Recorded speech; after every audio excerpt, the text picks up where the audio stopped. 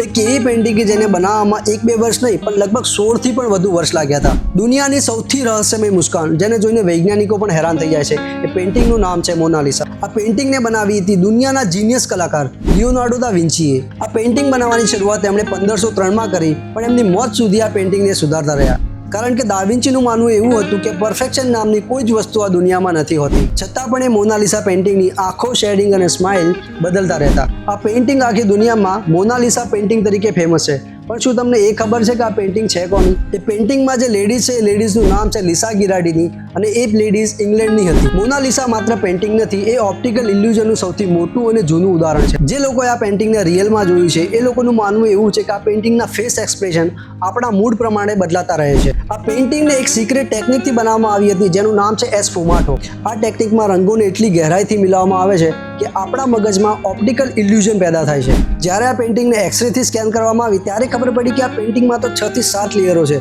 એનો મતલબ એ કે લિયોનાર્ડો દા વિન્ચીએ આ પેઇન્ટિંગને 6 થી 7 વાર બનાવી હતી. મિત્રો, આ પેઇન્ટિંગ હાલના સમયમાં લોરેસ મ્યુઝિયમ પેરિસમાં છે.